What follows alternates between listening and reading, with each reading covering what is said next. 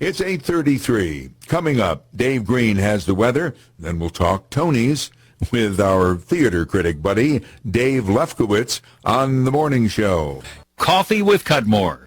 Light 104.7 and 1570 AM. WVTL. We're on the line with Dave Lefkowitz. Good morning, Dave. Good morning, Bob Cudmore. Always a pleasure to be on your show. Well, it's certainly always good to have you here, and also your friend, the Rabbi. I don't know if he'll make an appearance or not, but Dave Lefkowitz is a theater critic. He hosts a radio program out in Colorado, of all places, although it's heard worldwide, called Dave's Gone By, wonkradio.com, and he's the publisher of Performing Arts Insider. And whenever something's happening on Broadway, we call on Dave because he knows showbiz. And this Sunday, is it not, that we have the Tony Awards? Is that true?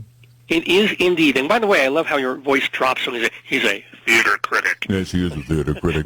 Well, like respect and fear that engenders. It does. Well, see, I'm widely regarded as a pretentious twit, so, I mean, that's... Well, not here in the Daverhood, you're not. The Daverhood? By the way, I just want to make a quick point. It's not Wunk Radio. It's Unk Radio, U-N-C Radio. There's no W. It's off with Waldo hiding somewhere. So. Oh, I'm sorry. I think I probably made that... Just one of those things just keeps cropping up. Unk Radio. Now, you would advise me, since, I know a little bit about here in upstate, we've got The Phantom playing again at Proctor's Theater, and I went to see that, and so I could tell you my Phantom stories, but it's basically tremendous, really. I mean, it's such an over-the-top sort of production. But for the Tony Awards, you advised me that I should ask about the battle for Best Musical. Oh, cool. Yeah, I wanted to give you a heads up as to some categories that are hotly contested or kind of interesting. So I thought Best Musical would be an interesting one because the critical consensus, the feeling is that the Best Musical of the year is something called A Gentleman's Guide to Love and Murder, which is based on that old Alec Guinness movie, Kind Hearts and Coronets. Do you remember that one? Yeah, I do. It was fun. It was about this guy. It was part of that whole Ealing comedy thing of dark comedy starring Alec Guinness. He plays this guy who is far, far in line towards coming into a big inheritance and respect. The problem is he's got all these people in front of him.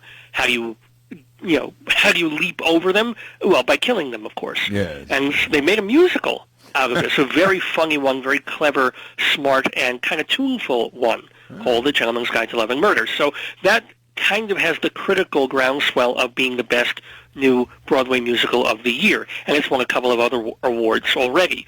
But a lot of people really, really like, in fact, everybody seems to like Beautiful, the Carole King musical. Oh, yeah. What's not to like, Right. Well, I mean, it's the songs, but it's one of the best of that kinds of biographical jukebox musicals in the style of Jersey Boys and some others like that. And so it's got real nostalgic appeal for a certain section of the audience. Women seem like it. I mean, it's a really delightful show. Yeah. I'd like to see it. I'd like to see the other one, too. There you go. You didn't say that about Gentleman's Guide, but you just said that about Beautiful. That's why it's a hotly contested category. Mm-hmm. Well, it's kind of a cross between, wouldn't you say a cross between a musical and a concert? At times. I think that's one of the few flaws of Beautiful, is that somewhere in the first act, it kind of starts getting a little jukeboxy, because Carole King and Jerry Goffin will write a song, or they're co-writing. Friends and rivals, Barry Mann and Cynthia Weil, they'll also be writing songs in the Brill Building. And so they'll start to work on it, and that's exciting. And then they'll bring out like an ersatz karaoke version of the famous band that ended up doing it on the charts. Mm-hmm. So that gets kind of like, okay, I want to get back to the story. But when they do get back to the story, it's really, really good. But Dave predicts who will win. Ooh, I'm still going with Gentleman's Guide, but I think Beautiful might take it. I'm hedging my bets. Okay. And you also said that there's a good battle for Best Actress. Best Actress in a musical. Well, the interesting thing about this category is who is not in it. You would think that Audra McDonald, who's appearing in a show called Lady Day at Emerson's Bar and Grill. This is an off-Broadway show that is now making its first appearance on Broadway. And Lady Day, you know who that is, right? Yes, the Billie Holiday, right? Exactly. Audra McDonald plays Billie Holiday in what is virtually a one-woman show with an orchestra. Well, she sings about 15 Billie Holiday songs in the show. Where do you think that show is category-wise in the Tonys? I don't know. Okay. I mean, best drama? They're calling it a play. Oh. Now, it's not nominated for Best Play, but they're calling that show, which is basically a musical, a play, for various reasons. But one of the reasons is that the producers wanted to have Audra McDonald in the Actress in a Play category, where she has a much, much better chance of really winning. And, by the way, that would be winning her 6th Tony Award, which I think is a record. But since she's not in the category, then that leaves the field open to these other actresses, and there are very strong ones there. So you've got Sutton Foster in Violet, Idina Menzel, or as John Travolta likes to call her, Adele Dazeem in If Then, Kelly O'Hara in Bridges of Madison County, and one assumes is the favorite, Jessie Mueller, who plays Carole King in Beautiful. So that's kind of an interesting category, too. So who's going to win, Dave? In that Jessie Mueller, I think. Well, okay. Tell me again who she is. I don't know. Oh, I'm sorry. She plays Carole King, the lead character. She plays Carole King. Beautiful, the Carole King musical, yeah. Enough said. Now, Idina... Well, yeah, she's wonderful. It's really a marvelous breakout performance. You might not know her name, but she's done a few Broadway shows before this. It's her time. Well, a lot of us don't know Idina's name, or whatever you say. Well, you would know her from Wicked, of course. Yeah, she's on our playlist singing the thing from Frozen. Right, so. That's right, and that's why John Travolta got to introduce her badly at the Oscars. I hope they can get John Travolta for the Tonys. I'll bet they begged him. I don't know if he'll be there. Speaking of which, what's the show for the Tonys? I mean, who's the host and all that stuff? Thank you so much for asking about that. Yeah, every year I've been doing a big Tony Award special as part of my regular radio show, Dave's Gone By, that's on every week on unkradio.com at the University of Northern Colorado. So this year it's our 10th anniversary special, and we're making it extra special. We have more interviews than ever before. We talk to critics and journalists, kind of exactly like what we were just doing. I'm asking people who write for the Daily News and the New York Post and Huffington Post who, on particular categories, who they think will win, whom they hope will win, also their thoughts about the season as a whole, their favorite show of the entire season, be it on, off, or off Broadway. Plus, we'll be playing tons of show tunes. It's not just, me talking to people. Plus, we're doing for the very first time something called Broadway 101. Because I worry sometimes when I do these specials that I'm talking and a lot of people listening don't get to go to Broadway. They don't even live in New York. So I'm throwing names and titles at them, and it's just too much, and they don't really know.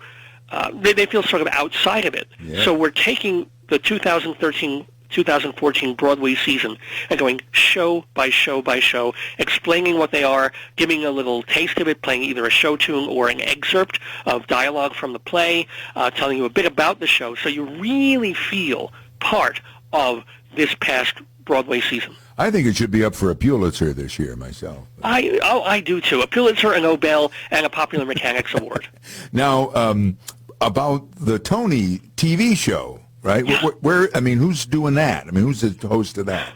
Oh, I'm sorry if I answered the wrong question. That's all right. There was a fine answer. But this was actually my question. My show is on Saturday. My show is tomorrow from noon to 5 Eastern. The Tony Awards, the actual Tony ceremony, is going to be on Sunday night in New York at Radio City Music Hall, and CBS TV will be broadcasting it, as they have for the past bunch of years, from 8 to 11 Eastern Time. Mm-hmm. But do they have somebody like John Travolta who can make a mockery of it, or no? Well, the one disappointing part, quote unquote, for me is that this year Neil Patrick Harris will not be hosting the Tony Awards again. You know why? No, I don't know why. I don't even know who that is, really. I'm sorry. Oh, yeah, come on, Bob. Neil Patrick Harris from How I Met Your Mother. Okay. Okay, and Doogie Howser's. Anyway, he is on Broadway now, and he's probably favored to win Best Actor in a Musical, and his musical is slated almost certainly to win Best Revival. He's in Hedwig and the Angry Inch. Well, how about that? Which, it's a wonderful show, a wonderful score. If you get the old CD with John Cameron Mitchell, I advise everybody. That's still the best musical on Broadway this year. But I guess My Fair Lady's not in the running anymore, huh? No, not this. They're trying to bring that one back, and they're bringing Fiddler back in the year. But anyway, Hedwig is this. It's a wild, nutty, funny, dark, sick kind of a show, and he's in it, and it requires a tremendous amount of energy to do it. So he can't apparently do that and host the Tony Show, as he has done for years past. It's been so hilarious doing it. So they got Hugh Jackman instead.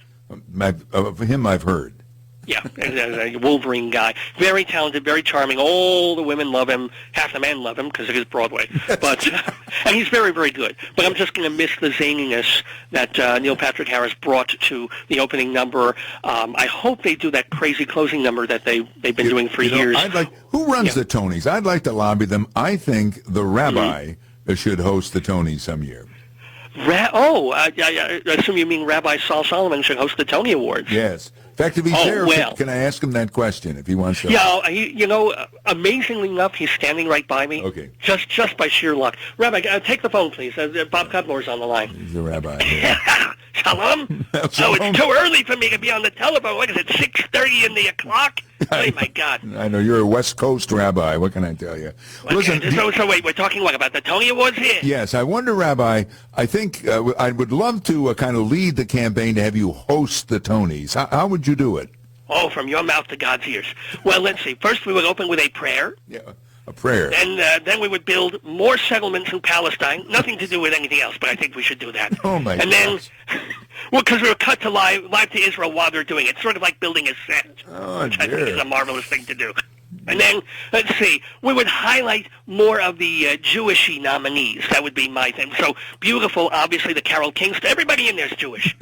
Jerry Goffin, Carole King, the man, even the guy from the Brill. They're all Jewish. Show that a lot. Okay, okay. And what else? Who else is Jewish in there? This is an important thing to get out there because musicals and Broadway is a traditionally Jewish-oriented thing. The people who created it, the Gershwins, the Irving Berlins, the Stephen Sondheims, you name them again. Well, all right, maybe not the Cole Porters, but kind of a black sheep of the family. Yeah, he comes in. Well, and in fact, have you ever performed on Broadway, Rabbi? I have not. I have done a wonderful show that I'm hoping to bring back to New York, my show called Shalom Damn It, an evening with Rabbi Saul Solomon, who is me. I've done that off-Broadway a couple of times. I would love to bring it to Broadway, but the economics, we'd have to bus in Jews from Florida in order to see it. No. And we have to bribe them first to get them on the bus. Yeah, what is this with Florida? I remember, I think Seinfeld said this, that at some point they go through the neighborhoods of Brooklyn and whatever with guns, ordering the Jews to go to Florida. What is the affection for Florida? Let me ask you something. How was your winter? It was awful. Right. It was snow, it was cold, it was wet, there was crime. Well, there's crime in Florida, too. You go down to Florida, it's 85 degrees in February. Okay. So, a Jew can live, a Jew can think there. You can open up a book, you can sit on okay, sometimes you get flood and these giant flying bugs. I do not like those. Those would get imported to New Jersey. But not to mention hurricanes and tornadoes and... You can get, you know what, with global warming and everything, you're going to get hurricanes and tornadoes in New York soon, too. Well, it's not a desert. I'll stick with that one. Yeah, that's true. It's not a desert. That's going. Oh, you took geography. This is exciting to you. I'm kidding. I love you, Bob Cudmore. I wish you are such a wonderful host, such a nice person. I wish you were Jewish. It makes me sad that you are not. I'm sorry, too. I'll do what I can. But let's... There's still time. All right. And I got the scissors if you want to do a circumcision. All right. Well, never mind. That's a little bit too much information. Why don't you bring the Dave back on, and we'll wrap up. You've had enough of me already. Hold on. Yeah. No, do it. Bob's back. You can take... Hey, Bob, sorry about that. That's just the Rabbi. You called him early in the morning. He's kind of cranky I know. that time of day. But he's cranky late at night, too. So. Yeah, he's cranky all the time. It's just different, varying levels of crankiness. Well, anyway, Dave, anything else that you want to say, prediction-wise, Tony-wise? We'll watch for the best new musical, best actress in something. And well, best play is also looking kind of contended now. I thought it was sort of a shoe-in for the drama All the Way. That's the one that Bryan Cranston is in. He plays Lyndon Baines Johnson in the first year of his presidency, the rather tragic way that happened. Yeah. It's really good. It's exciting. It's good playcraft. It's by a guy who won the Pulitzer many years ago for the Kentucky Cycle, but was squeezed out of Tony Award contention because of a little play called Angels in America. Oh, yeah. Anyway, I thought that would be the one, but a lot of people are saying that Act 1 might also, or might be the best play winner. Teacher, I know that's about Moss Hart. Yes, sir. Well done. Moss Hart from Kaufman and Hart. And the guy who you mentioned, My Fair Lady, he directed the original My Fair Lady. I thought they were lawyers, Kaufman and Hart. No, I guess no. They were Jewish, but they were not lawyers. Okay. The rabbi whispered in my ear that line. Nice. Anyway, so Act 1 is based on Moss Hart's autobiography, which is one of the more beloved books by all theater people. You know, if you want to read a book about what it is to be in the theater of that day, that's the one. All right. Well, unfortunately, we have to go. Dave Lefkowitz and Rabbi Saul Solomon and UNC Radio for the big special tomorrow. And it's online. And also the Tonys, Sunday night, hosted by Hugh Jackman. I even remember that. He has a small talent, but a Hugh Jackman. I don't even know what that means. Sure. It's not true. Anyway, but please, it's noon to 5 tomorrow Eastern Time on uncradio.com. And for more information, davesgoneby.com. Thank you so much, Bob. Thank you, Dave.